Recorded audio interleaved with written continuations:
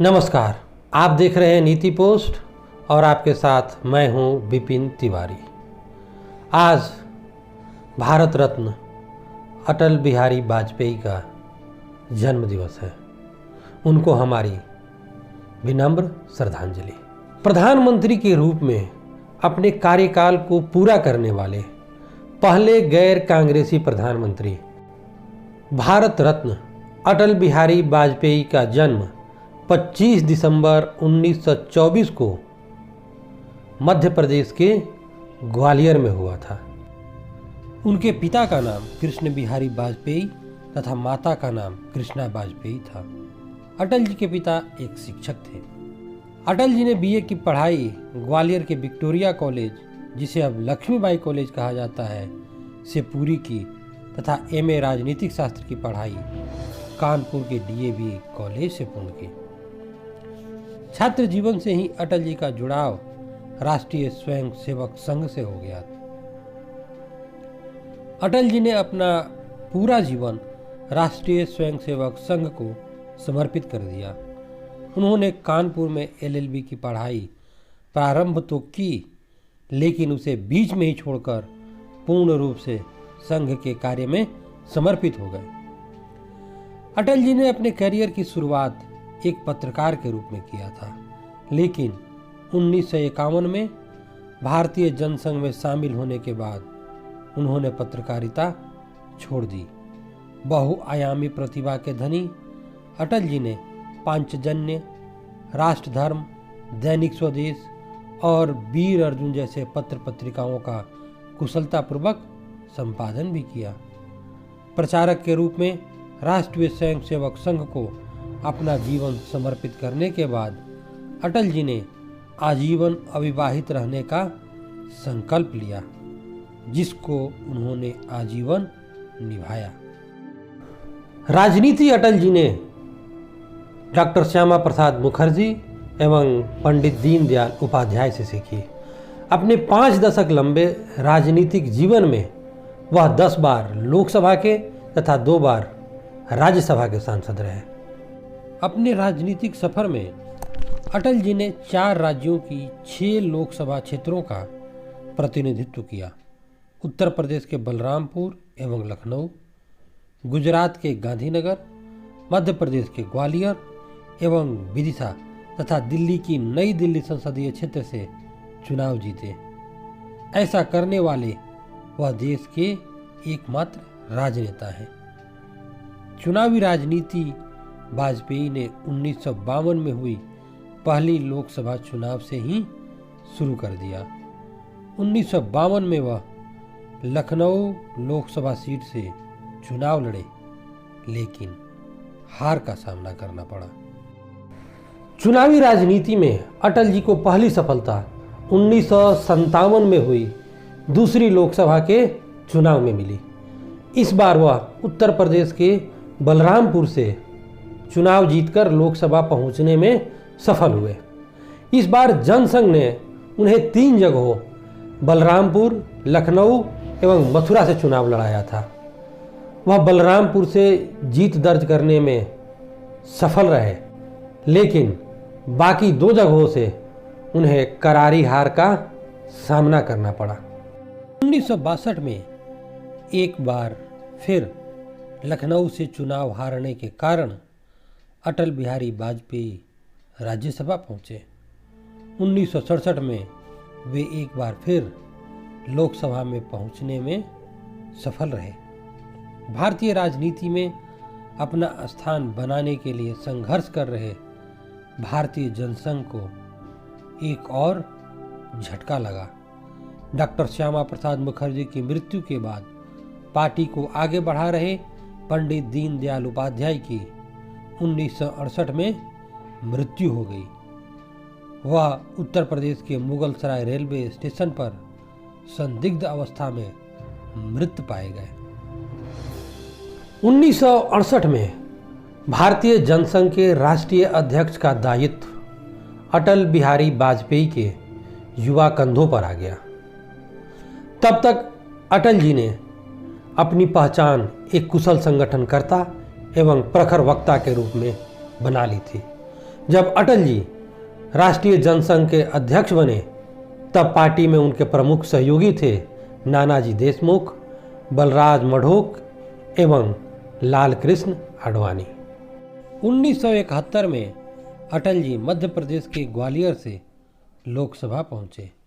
1975 में प्रधानमंत्री इंदिरा गांधी ने देश में आपातकाल की घोषणा कर दी। इसका विरोध करने के कारण विपक्ष के बाकी नेताओं के साथ अटल जी को भी जेल जाना पड़ा। अपने जीवन में अटल बिहारी वाजपेयी 2 बार जेल गए। पहली बार 1942 में अंग्रेजी सत्ता के खिलाफ भारत छोड़ो आंदोलन में भाग लेने के कारण तथा दूसरी बार 1975 में आपातकाल का विरोध करने के कारण। आपातकाल से देश को मुक्ति दिलाने के लिए जनसंघ सहित सभी विपक्षी पार्टियों का विलय कर जनता पार्टी का गठन हुआ। 1977 में जनता पार्टी सत्ता में आई तथा अटल बिहारी वाजपेयी प्रधानमंत्री मोरारजी भाई देसाई की सरकार में विदेश मंत्री बने। विदेश मंत्री के रूप में अटल जी ने इतिहास रच दिया जब उन्होंने न्यूयॉर्क में संयुक्त राष्ट्र महासभा के अधिवेशन को हिंदी में संबोधित किया। अध्यक्ष महोदय, वसुधैव कुटुंबकम की परिकल्पना बहुत पुरानी है। भारत में सदा से हमारा इस धारणा में विश्वास रहा है कि सारा संसार एक परिवार है। अनेकानेक प्रयत्नों और कष्टों के बाद संयुक्त राष्ट्र के रूप में इस स्वप्न के अब साकार होने की संभावना है। अंतर्विरोधों के कारण मोरारजी भाई देसाई की सरकार 2 साल में ही गिर गई और जनता पार्टी का विघटन हो गया। जनता पार्टी के अंदर जनसंघ के अपने पुराने सहयोगियों के साथ मिलकर के अटल बिहारी वाजपेयी ने भारतीय जनता पार्टी की नींव रखी।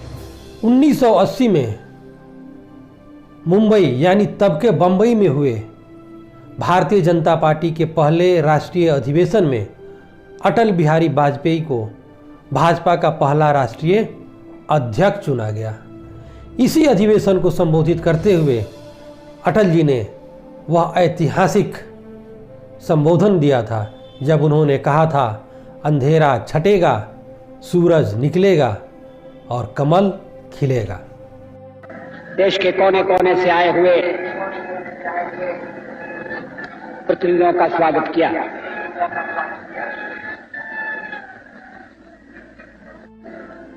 भारतीय जनता पार्टी का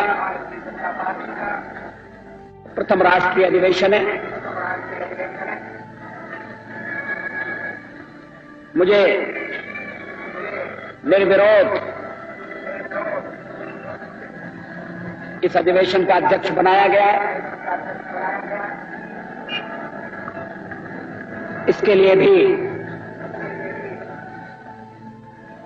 मैं प्रतिनिधियों का आभारी हूं। परमेश्वर से मेरी प्रार्थना है कि मुझे इस जिम्मेदारी को निभाने की शक्ति दे, विवेक दे।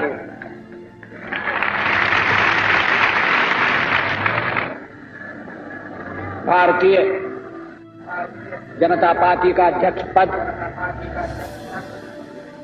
ये अलंकार की वस्तु नहीं है, ये पद नहीं है, दायित्व है, प्रतिष्ठा नहीं है, परीक्षा है, ये सम्मान नहीं है, चुनौती है।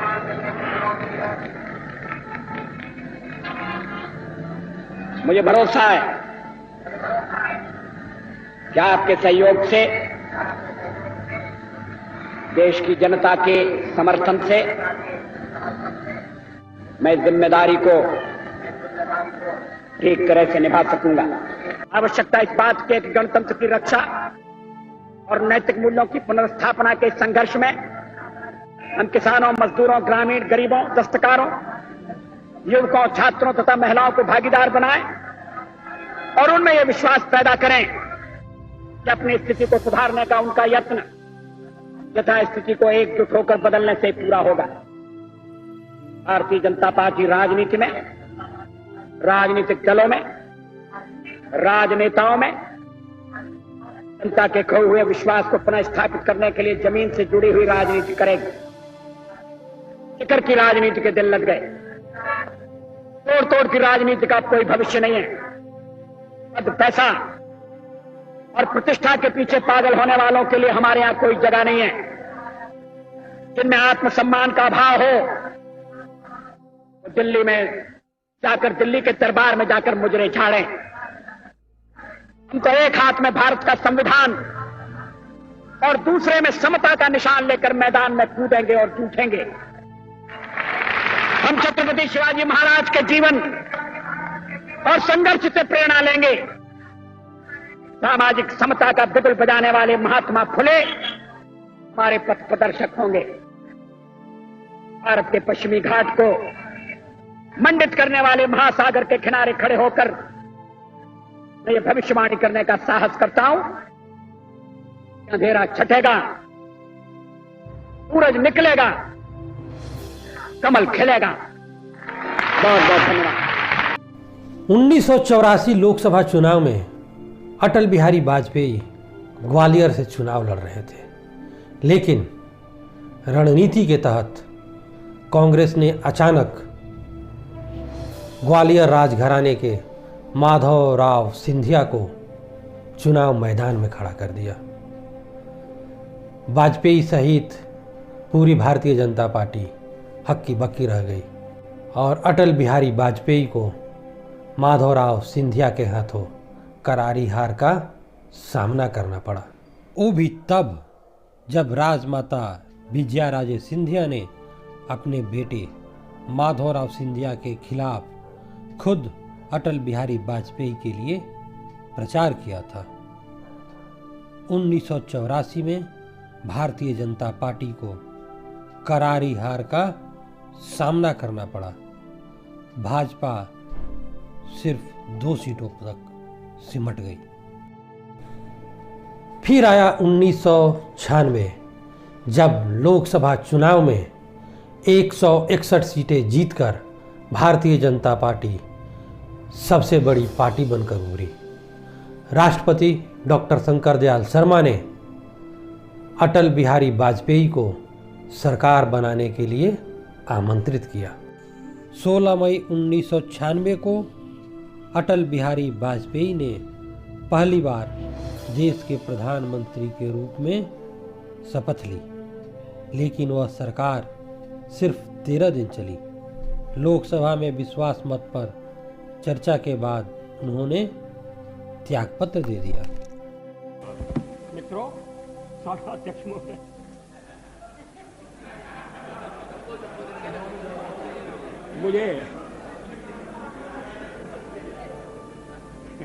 मुझ पर आरोप लगाया गया है और यह आरोप मेरे हृदय में घाव कर गया है। आरोप यह है कि मुझे सत्ता का लोभ हो गया है और मैंने पिछले 10 दिन में जो कुछ किया है वो सत्ता के लोभ के कारण किया है। अभी थोड़ी देर पहले मैंने उल्लेख किया कि मैं 40 साल से सदन का सदस्य हूं। सदस्यों ने मेरा व्यवहार देखा है, मेरा आचरण देखा है। जनता दल के मित्रों के साथ मैं सत्ता में भी रहा हूं। कभी हम सत्ता के लोभ से गलत काम करने के लिए तैयार नहीं। यहां श्री शरद पवार बैठे हैं। जब मेरे मित्र जसवंत सिंह जी भाषण कर रहे थे तो शरद पवार नहीं थे।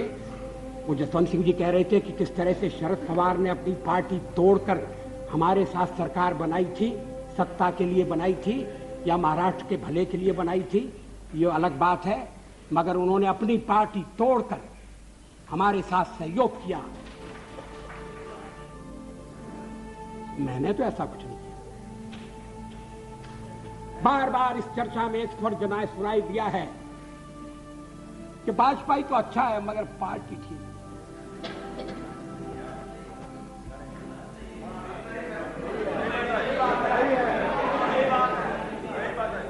अच्छा, तो अच्छे वाजपेयी का आप क्या करने का इरादा रखते हैं?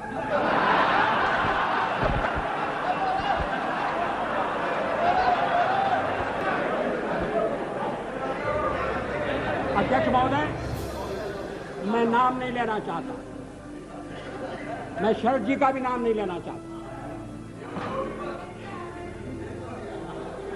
लेकिन पार्टी तोड़कर सत्ता के लिए नया गठबंधन करके अगर सत्ता हाथ में आती है तो मैं ऐसी सत्ता को चिमटे से भी छूना पसंद नहीं करता।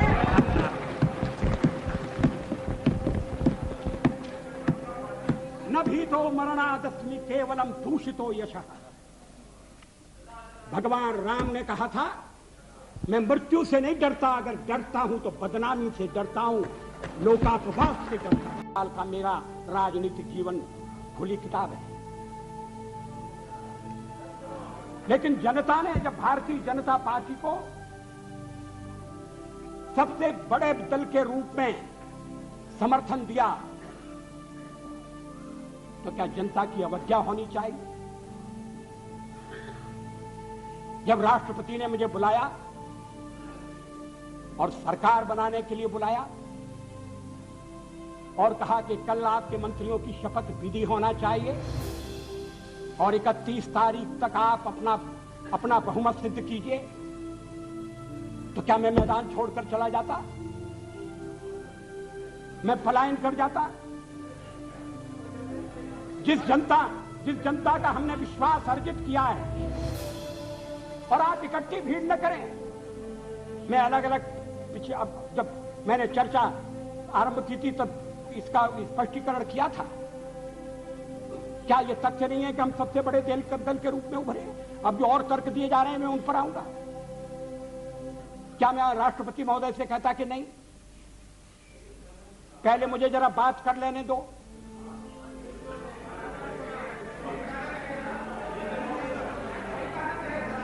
जब वो कह रहे हैं कि कल शपथ विधि होगी और मुझे समय दे रहे हैं 31 तारीख तक का, तो मैंने कहा कि 31 तारीख के जो समय दिया जा रहा है उसका मैं सदुपयोग करूंगा, अन्य दलों से चर्चा करूंगा, उनका समर्थन प्राप्त करने का प्रयास करूंगा, एक कॉमन प्रोग्राम के आधार पर हम आगे बढ़ सकें, इस तरह का वातावरण बनाने की कोशिश करूंगा। इसमें क्या आपत्ति की बात है? इसमें कौन सा सत्ता का लोभ है? और फैसला केवल मेरा अकेला नहीं था, पार्टी का फैसला था। और अगर हम निस्वार्थ भाव से राजनीति में अपना स्थान बनाने का प्रयास न करते, और हमारे इन प्रयासों के पीछे 40 साल की साधना है, ये कोई आकस्मिक जनादेश नहीं है, कोई चमत्कार नहीं हुआ है। हमने मेहनत की, हम लोगों में गए, हमने संघर्ष किया है। पार्टी 365 दिन चलने वाली पार्टी है, ये कोई चुनाव में कुकर मुक्के की तरह से खड़ी होने वाली पार्टी नहीं है। और आज हमें अकारण कटघरे में खड़ा किया जा रहा है क्योंकि हम थोड़ी ज्यादा सीटें नहीं ले सके। हम मानते हैं हमारी कमजोरी है, हमें बहुमत मिलना चाहिए। राष्ट्रपति ने हमें अवसर दिया, हमने उसका लाभ उठाने की कोशिश की है, हमें सफलता नहीं मिली, वो अलग बात है। लेकिन हम फिर भी सदन में सबसे बड़े विरोधी दल के रूप में बैठेंगे और आपको हमारा सहयोग लेकर सदन चलाना पड़ेगा, इस बात को मत भूलिए। मगर सदन चलाने में और ठीक तरह से चलाने में हम आपको पूरा सहयोग देंगे, ये आपको आश्वासन देना चाहते हैं। मगर सरकार आप कैसी बनाएंगे, वो सरकार किस कार्यक्रम पर बनेगी, वो सरकार कैसी चलेगी, मैं नहीं जानता। अगर आप हमें छोड़कर सत्ता बनाना चाहते हैं और आप समझते हैं कि वो सरकार टिकाऊ होगी, मुझे तो उसके टिकने के लक्षण नहीं दिखाई देते। वो पहले तो उसका जन्म लेना कठिन है, जन्म लेने के बाद जीवित रहना कठिन है, और ये सरकार अंतर विरोधों में घिरी हुई देश का कितना लाभ कर सकेगी, ये एक प्रश्नवाचक चिन्ह है। आप सारा देश चलाना चाहते हैं, बड़ी अच्छी बात है। हमारी शुभकामनाएं आपके साथ हैं। हम अपने देश की सेवा के कार्य में जुटे रहेंगे। हम संख्या बल के सामने सर झुकाते हैं और आपको विश्वास दिलाते हैं कि जो कार्य हमने अपने हाथ में लिया है वो जब तक राष्ट्रीय उद्देश्य पूरा नहीं कर लेंगे तब तक विश्राम से नहीं बैठेंगे, तब तक आराम से नहीं बैठेंगे। अध्यक्ष महोदय, मैं अपना त्यागपत्र राष्ट्रपति महोदय को देने जा रहा हूं। 1998 में हुए लोकसभा के मध्यावधि चुनाव में वाजपेयी के नेतृत्व में राष्ट्रीय जनतांत्रिक गठबंधन को बहुमत मिला और 19 मार्च 1998 को अटल बिहारी वाजपेयी दोबारा प्रधानमंत्री बने। लेकिन जयललिता द्वारा अपनी पार्टी का समर्थन अटल बिहारी वाजपेयी की सरकार से वापस ले लेने के कारण उनकी सरकार 13 महीने में ही सिर्फ एक वोट से लोकसभा में विश्वास मत हार गई और सरकार गिर गई। 1999 में हुए लोकसभा के चुनाव में एक बार फिर अटल बिहारी वाजपेयी की सत्ता में वापसी हुई और अटल बिहारी वाजपेयी तीसरी बार देश के प्रधानमंत्री बने तथा 5 साल का कार्यकाल पूरा किया।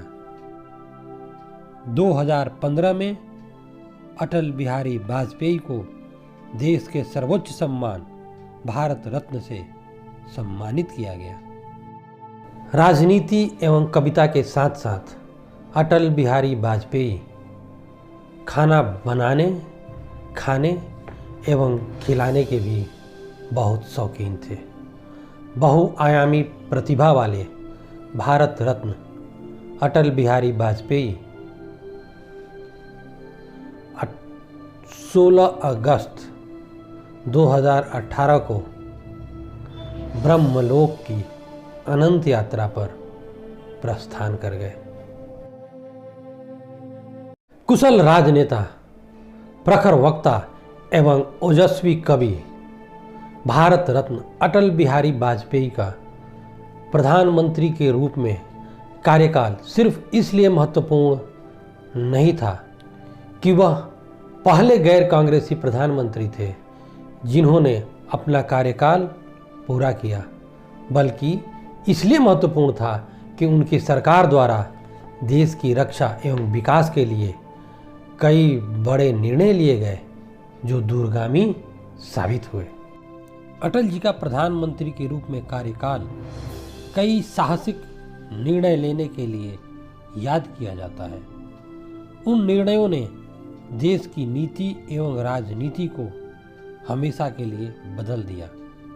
आइए नजर डालते हैं कुछ ऐसे ही साहसिक एवं बड़े निर्णयों पर। पोखरण परमाणु परीक्षण।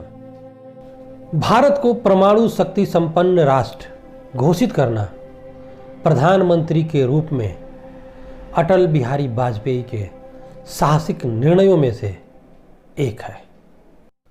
1998 में प्रधानमंत्री बनने के 2 महीने के अंदर 11 एवं 13 मई को पोखरण में 5 परमाणु विस्फोट कर उन्होंने भारत को परमाणु शक्ति संपन्न राष्ट्र घोषित कर दिया। यह सब इतना गोपनीय था कि अमेरिका जैसे देश तक को भनक नहीं लगी।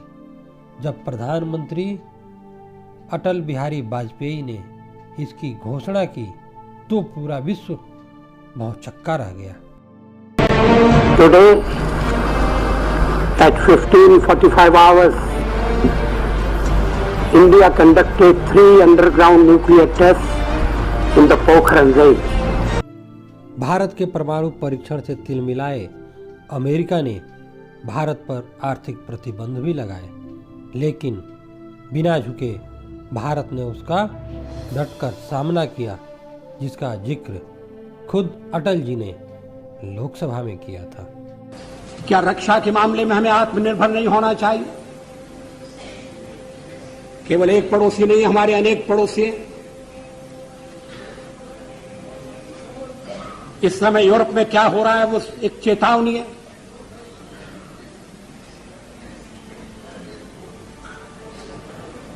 पोखरण 2 कोई आत्मश्लाघा के लिए नहीं था, कोई पुरुषार्थ के प्रकटीकरण के लिए नहीं था, लेकिन हमारी नीति है और मैं समझता हूं ये देश की नीति रही है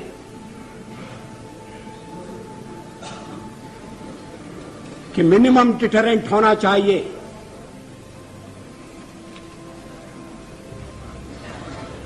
वो क्रेडिबल भी होना चाहिए।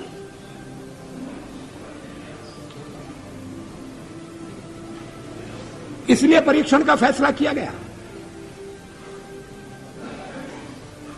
उसके कारण कुछ कठिनाइयां आएंगी, हमें मालूम था, लेकिन देश उन कठिनाइयों का सफलतापूर्वक सामना करेगा, यह भी हमको विश्वास था। लाहौर बस यात्रा एवं कारगिल युद्ध। भारत पाकिस्तान के संबंधों को सुधारने के लिए अटल बिहारी वाजपेयी ने बहुत ही साहसिक एवं ईमानदार कोशिशें की। फरवरी 1999 में दिल्ली एवं लाहौर के बीच बस सेवा शुरू करने का निर्णय लिया और पहली बस से खुद लाहौर पहुंचे, जहां पाकिस्तान के प्रधानमंत्री नवाज शरीफ ने उनका स्वागत किया तथा दोनों ने मिलकर लाहौर घोषणा पत्र पर हस्ताक्षर किए। लेकिन पाकिस्तान ने एक बार फिर पीठ में छुरा घोंपा। जिस समय संबंधों को ठीक करने के लिए वाजपेयी खुद लाहौर पहुंचे थे, ठीक उसी समय तब के पाकिस्तानी सेना के अध्यक्ष जनरल परवेज मुशर्रफ के नेतृत्व में पाकिस्तानी सेना ने करगिल में घुसपैठ शुरू कर दी। भारत ने घुसपैठियों को निकालने की कार्रवाई शुरू की। अटल सरकार ने निर्णय लिया कि युद्ध के दौरान अपने प्राणों की आहुति देने वाले भारत मां के वीर सपूतों का अंतिम संस्कार पूरे सम्मान के साथ उनके पैतृक गांव में होगा। शहीद सैनिकों के पार्थिव शरीर देश के अलग अलग कोनों में उनके गांव एवं कस्बे पहुंचने लगे। सरकार के इस निर्णय ने पूरे देश का माहौल बदल दिया। जब भी किसी सैनिक का पार्थिव शरीर पहुंचता, उसको अंतिम विदाई देने के लिए जनता का सैलाब उमड़ पड़ता। लोगों के जज्बात में पाकिस्तान के प्रति गुस्सा एवं देशभक्ति उमड़ने लगी। पाकिस्तान ने घुटने टेक दिए और जुलाई 1999 में कारगिल युद्ध समाप्त हो गया। लेकिन कारगिल युद्ध के पराजय से भी पाकिस्तान ने सबक नहीं सीखा और भारत के खिलाफ अपने नापाक मंसूबों को अंजाम देने की कोशिश जारी रखा, जिसका उदाहरण है कंधार विमान अपहरण एवं संसद भवन पर हुआ आतंकी हमला। स्वर्णिम चतुर्भुज योजना। विकट परिस्थितियों के बावजूद देश की विकास को रफ्तार देने के लिए अटल बिहारी वाजपेयी की सरकार ने देश में आधारभूत संरचनाओं के निर्माण के लिए बड़े महत्वाकांक्षी निर्णय लिए। देश में राजमार्गों की जाल बिछाने के लिए सरकार ने स्वर्णिम चतुर्भुज के निर्माण का अभूतपूर्व निर्णय लिया। सरकार ने दिल्ली, मुंबई, चेन्नई एवं कोलकाता को आपस में जोड़ने के लिए स्वर्णिम चतुर्भुज राजमार्ग का निर्माण शुरू किया। इसी के साथ उत्तर से दक्षिण को जोड़ने के लिए कश्मीर के श्रीनगर से तमिलनाडु के कन्याकुमारी के बीच नॉर्थ साउथ कॉरिडोर तथा पश्चिम से पूरब को जोड़ने के लिए गुजरात के पोरबंदर से असम के सिलचर के बीच ईस्ट वेस्ट कॉरिडोर का निर्माण शुरू हुआ। यह निर्णय ऐतिहासिक था। आज तक भारत में इतने बड़े स्तर पर राजमार्गों के निर्माण की कोशिश नहीं हुई थी।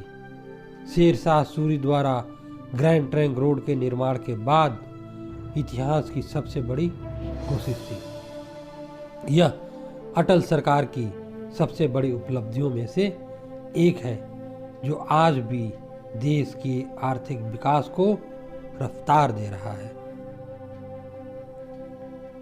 प्रधानमंत्री ग्राम सड़क योजना। ऐसा नहीं कि अटल सरकार ने सिर्फ राजमार्गों के निर्माण के लिए अभूतपूर्व निर्णय लिया, बल्कि देश के गांवों को सड़क से जोड़ने के लिए महत्वाकांक्षी एवं दूरदर्शितापूर्ण प्रधानमंत्री ग्राम सड़क योजना शुरू की। इससे देश के गांव सड़कों से जुड़े और आर्थिक विकास उन तक पहुंचनी शुरू हुई। इसने ग्रामीण अर्थव्यवस्था को नई रफ्तार दी और गांव एवं शहर के बीच की दूरी को कम किया। सर्व शिक्षा अभियान। देश में स्कूली शिक्षा को मजबूत करने के लिए अटल बिहारी वाजपेयी की सरकार ने ठोस पहल किए। एक शिक्षित समाज ही एक शक्तिशाली राष्ट्र का निर्माण कर सकता है। इसी सोच के तहत वाजपेयी सरकार ने सर्वप्रथम छोटे बच्चों की शिक्षा पर जोर दिया। 6 से 14 वर्ष के बच्चों को मुफ्त शिक्षा देने के लिए वाजपेयी सरकार ने सर्व शिक्षा अभियान शुरू किया। वर्ष 2000 में इस योजना के शुरू होने के बाद पढ़ाई छोड़ने वाले बच्चे यानी ड्रॉप आउट की संख्या में भारी कमी आई। वर्ष 2000 में जहां ड्रॉप आउट्स 40% था, वहीं 2005 आते आते यह 10% पर आ गया। सर्व शिक्षा अभियान की थीम लाइन स्कूल चले हम को खुद प्रधानमंत्री अटल बिहारी वाजपेयी ने लिखा था। संचार क्रांति। अटल सरकार में आर्थिक सुधारों को अभूतपूर्व गति प्रदान की गई। विनिवेश को बढ़ावा देने के लिए विनिवेश मंत्रालय का गठन किया गया। देश ने तेज आर्थिक विकास दर को दर्ज किया। वाजपेयी सरकार ने संचार क्षेत्र में भी अभूतपूर्व सुधार किए। जब वाजपेयी सरकार सत्ता में आई, तब संचार पर सरकारी कंपनी भारत संचार निगम लिमिटेड यानी BSNL का एकाधिकार था। टेलीफोन एवं मोबाइल रखना देश में स्टेटस सिंबल था तथा वह आम आदमी की पहुंच से बाहर था। 1999 में वाजपेयी सरकार ने नई टेलीकॉम नीति लागू किया और भारत संचार निगम लिमिटेड यानी BSNL के एकाधिकार को खत्म कर दिया। संचार क्षेत्र को निजी क्षेत्र के लिए खोल दिया गया।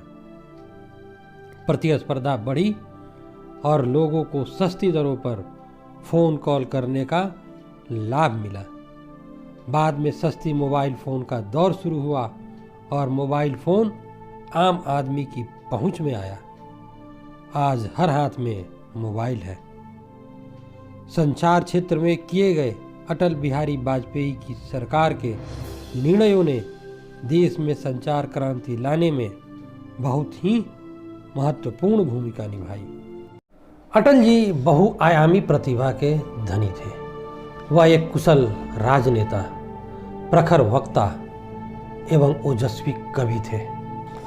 भाषा पर उनकी पकड़ जबरदस्त थी। वह बचपन से ही कविताएं लिखते थे।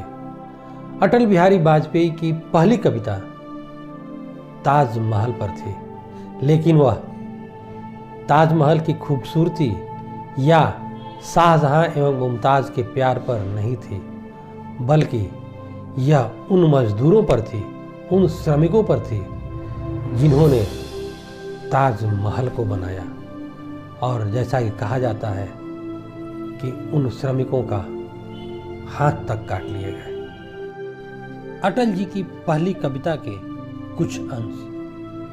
यह ताजमहल यमुना की रोती धार बिकल, कल कल चल चल जब रोया हिंदुस्तान सकल, तब बन पाया ताजमहल, यह ताजमहल। कैसा सुंदर अति सुंदरतर ताजमहल, यह ताजमहल। कैसा सुंदर अति सुंदरतर, जब रोया हिंदुस्तान सकल, तब बन पाया यह ताजमहल। अटल जी की हर कविता के कुछ मायने होते थे। उनकी हर कविता में जनमानस के लिए एक सीख होती थी।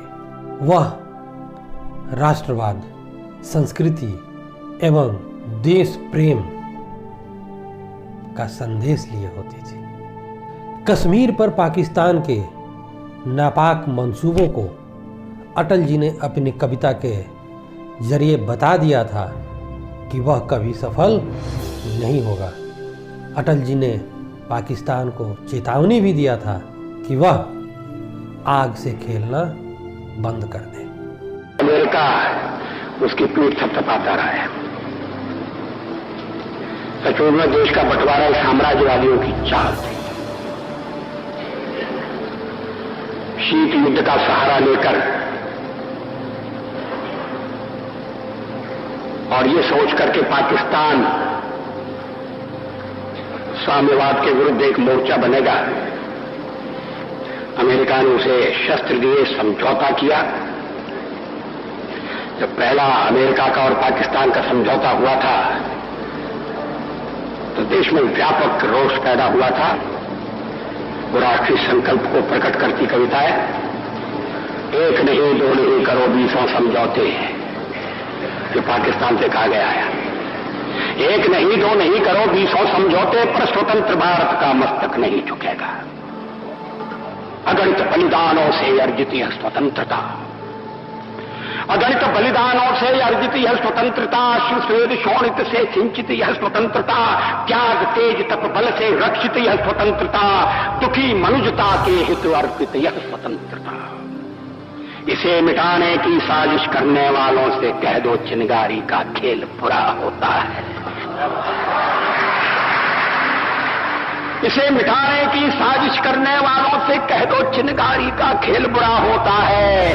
औरों के घर आग लगाने का जो सपना, वह अपने ही घर में सदा खड़ा हो। अपने ही हाथों तुम अपनी कब्र न खोदो, खोदो अपने पैरों आप कुल्हाड़ी नहीं चलाओ। ओ नादान पड़ोसी अपनी आंखें खोलो, आजादी अनमोल न इसका मोल लगाओ। पर तुम क्या जानो आजादी क्या होती है, पर तुम क्या जानो आजादी क्या होती है। तुम्हें मुफ्त में मिली न कीमत गई चुकाई। अंग्रेजों के बल पर 2 टुकड़े पाए हैं, मां को खंडित करते तुमको लाज नाज। अमेरिकी शस्त्रों से अपनी आजादी को दुनिया में कायम रख लोगे, यह मत समझो। अमेरिकी शस्त्रों से अपनी आजादी को दुनिया में कायम रख लोगे, यह मत समझो। 10-20 अरब डॉलर लेकर आने वाली बर्बादी से तुम बच लोगे, यह मत समझो। धमकी जिहाद के नारों से, हथियारों से कश्मीर कभी हथिया लोगे, यह मत समझो। हमलों से, अत्याचारों से, संहारों से भारत का शीश झुका लोगे, यह मत समझो। अमेरिकी शस्त्रों से अपनी आजादी को दुनिया में कायम रख लोगे, ये मत समझो। 10-20 अरब डॉलर लेकर आने वाली बर्बादी से तुम बच लोगे, ये मत समझो। धमकी जिहाद के नारों से, अत्याचारों से, धमकी जिहाद के नारों से, हथियारों से कश्मीर कभी हथिया लोगे, ये मत समझो। हमलों से, अत्याचारों से, संहारों से भारत का शीश झुका लोगे, ये मत समझो। जब तक गंगा की धार, जब तक गंगा की धार, सिंधु में ज्वार, अग्नि में जलन, सूर्य में तपन शेष, स्वातंत्र समर की वेदी पर अर्पित होंगे अगणित जीवन यौवन शेष। अमेरिका क्या संसार भले ही हो विरुद्ध, कश्मीर पर भारत का ध्वज नहीं झुकेगा। एक नहीं, दो नहीं, एक नहीं, दो नहीं करो 20 समझौते, पर स्वतंत्र भारत का निश्चय नहीं रुकेगा। वीर सावरकर के राष्ट्र प्रेम, त्याग एवं बलिदान को प्रणाम करते हुए अटल बिहारी वाजपेयी ने कहा था, सावरकर माने तेज, सावरकर माने त्याग, सावरकर माने तप, सावरकर माने तत्व, सावरकर माने तर्क, सावरकर माने तारुण्य, सावरकर माने तीर, सावरकर माने तलवार, सावरकर माने तिलमिलाहट, सागरा प्राण तड़मड़ला, तलमड़ाती हुई आत्मा,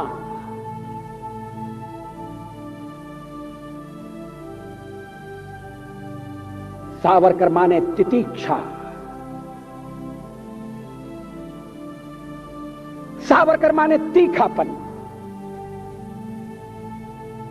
सावरकर म्हणजे तिखट।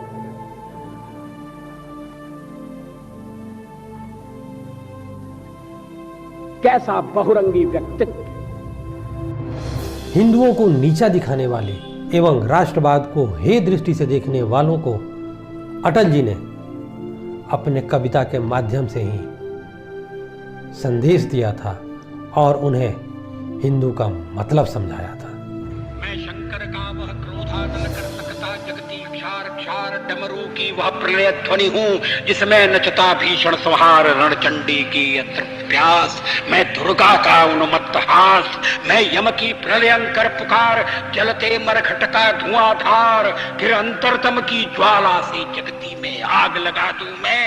यदि धधक उठे जल थल अंबर, जड़ चेतन तो कैसा विस्मय। हिंदू तन मन हिंदू जीवन रग रग हिंदू मेरा मन। मैं आदि पुरुष निर्भयता का वरदान लिए आया भूपर। पै पीकर सब मरते आए, मैं अमर हुआ लो विष पीकर। मैं आदि पुरुष निर्भयता का वरदान लिए आया भूपर। पै पीकर सब मरते आए, मैं अमर हुआ लो विष पीकर। अधरों की प्यास बुझाई है मैंने पीकर, वह आग प्रखर हो जाती दुनिया भस्मसात जिसको पल भर में ही छूकर। वैसे व्याकुल फिर दुनिया ने प्रारंभ किया मेरा पूजन। मैं नर नारायण नीलकंठ बन गया, न इसमें कुछ संशय। हिंदू तन मन हिंदू जीवन रग रग। मैं अखिल विश्व का गुरु महान देता विद्या का, मैं अखिल विश्व का गुरु महान देता विद्या का अमरदान। मैंने दिखलाया मुक्ति मार्ग, मैंने सिखलाया ब्रह्म ज्ञान। मेरे वेदों का ज्ञान अमर, मेरे वेदों की ज्योति प्रखर। मानव के मन का अंधकार क्या कभी सामने सठका शहर। मेरा स्वर नभ में गहर गहर, सागर के जल में चहर चहर। इस कोने से उस कोने तक कर सकता जगती सौरभ मैं। हिंदू तन मन हिंदू जीवन रग रग हिंदू मेरा परिचय।